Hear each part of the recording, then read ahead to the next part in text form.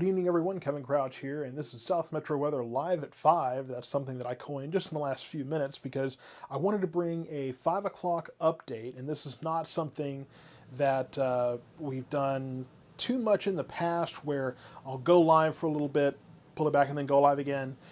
But the simple fact of the matter is that the way that these storms are working right now is that we're kind of in a situation where it's hard to really tell, or it's hard to really say, hey, we're just going to only cover the storms that pop up and become severe or become very strong, because just about any one of these storms could and probably would pop up and become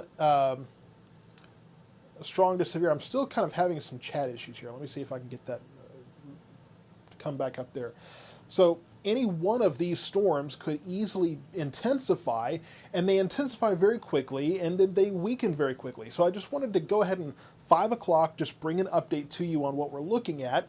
We're still looking at most of the storms across Hill and Navarro counties.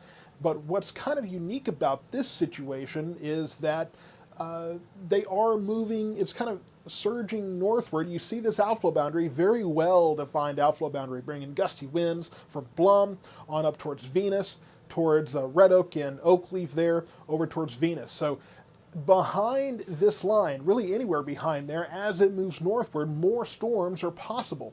And there's an update from the National Weather Service they just posted too. And obviously they're talking about these storms that are developing here, and as this moves northward, we could see more storms continue to stretch northward through Ellis and Johnson counties. I think I might have said Ferris here, Venus. I meant to say Venus, then Ferris. So I apologize if I transposed those just now. But we are looking at storms right now that at the moment have not peaked the way that the other storms have. It's very possible that these areas have been worked over so much by those storms that did so quickly develop that we're now looking at weaker conditions and not quite as intense storms. But that said, there's plenty of activity around Whitney, storms moving towards Hillsborough right now, Itasca, over down to Hubbard towards Mount Calm there as well, all the way from Dawson towards Blooming Grove and Bardwell, over to near Corsicana, although in really the eastern half of Navarro County, those storms are weakening right now. So it's kind of a mixed bag across our area. I don't see any storms right now that immediately have me too concerned about severe weather. Let's take a quick look for any hail cores we might have across this area. Let me move this over a little bit. Looks like we could have one south of Bardwell there in southern Ellis County. We'll take a quick look there. So really closer to Rankin, Avalon, and Lone Cedar there. So could be some small hail, possibly dime to nickel-sized hail here in that storm. Not really looking too impressive at this point over in Hill County. Could be some hail south of Whitney there, north of Itasca as well. But again, I'm not seeing anything that has me terribly concerned at this moment. Certainly not the strong storms we had earlier this evening across this area. And we'll take a look at rain amounts as well. See if we can find, let me see if we can isolate that. I think we can do the last 6 hours here. So let's see if we can get that pulled up and get an idea of possibly what we're looking at. So really, and this is over the past 6 hours, so this is just today, you can see that there's been plenty of rain from Mejia to Wortham. This area got plenty of rain last night. And yeah, we're looking at 6 hour rain amounts. So south of Corsicana, pretty good amount. North of Hubbard there, that's going to be around the Irene area. Plenty of rain there too. That was where we were looking at that stationary storm earlier. And then if we move northward, yes, you can see moving north of Blooming Grove and south of Midlothian. Now, this storm south of Midlothian was interesting. There was thunder before there was even anything on radar. That tells you how quickly these storms develop and in some cases intensify. A decent little rain shower there south of Midlothian before that quickly fell apart. And just a very quick note that, again, we are looking at storms that we are looking at that outflow boundary moving northward and more storms possible as it does. So we could see more storms across Ellis and Johnson counties. Johnson County really hasn't seen much of anything yet. just in the far southern part of the county, right there along 35 West, just north of Itasca. Little bit of rain possibly there.